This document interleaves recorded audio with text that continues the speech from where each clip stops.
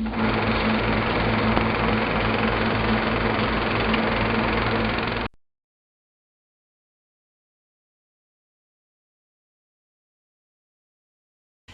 me how you incorporated the four elements into the action sequences.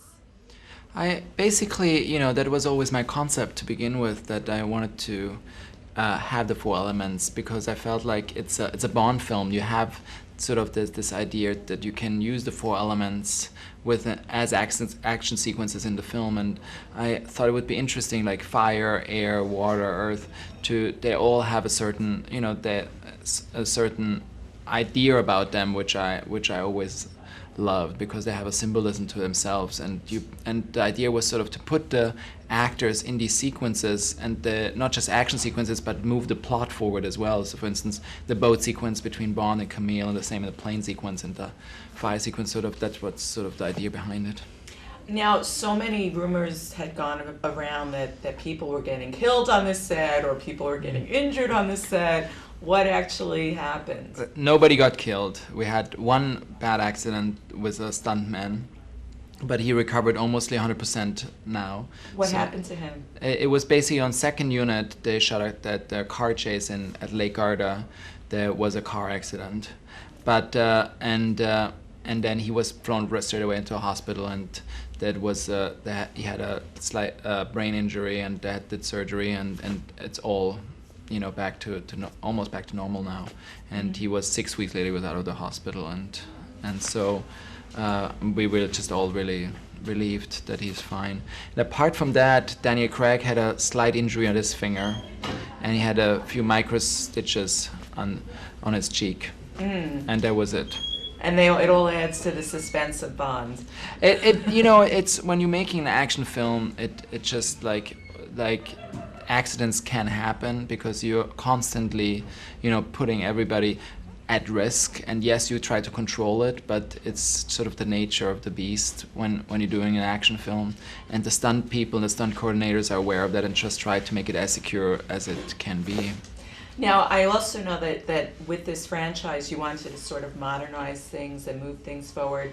But I think the Bond fans are going to be very disappointed when they don't hear their favorite line. So tell me the scene where that appeared and why you took it out.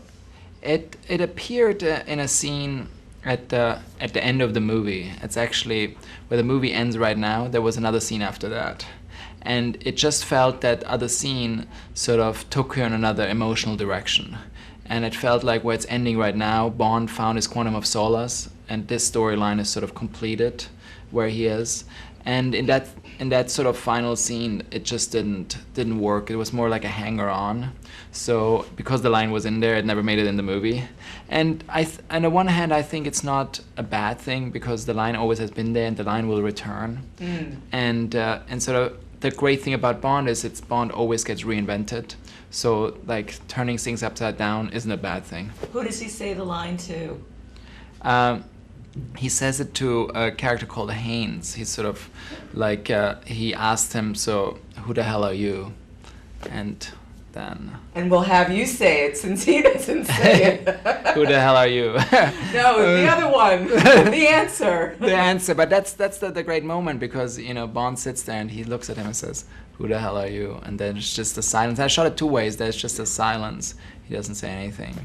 And then because the audience knows what the line would be. And then we shot a version where he says, Bond, James Bond. Cool. Will you do this again, or you're exhausted? I'm exhausted. They asked me to. I creatively really enjoyed this journey, but making this movie. But I like to switch genres. So I'm gonna do probably something more small, intimate, two people in a room talking. Do you have ideas for the next project? No, I'm not sure yet. Yeah, still depending of sort of what's going to happen.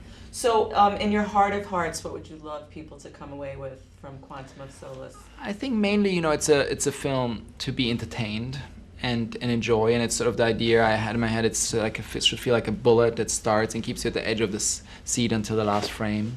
But at the same time, there are several issues that are being raised in the film, sort of and as a sort of backdrop. And I think there, so in regard to like water shortage around the world and the water crisis we're gonna face.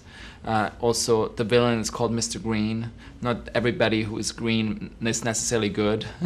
So, you know, it's little things like that I threw in just to make it interesting. But ultimately, it's made for people to have a joyride, and you know, especially in the times we live right now, for an hour and 2 hours to like forget and just enjoy. Absolutely. Mission accomplished. Thank you. All right, thank you. Thanks.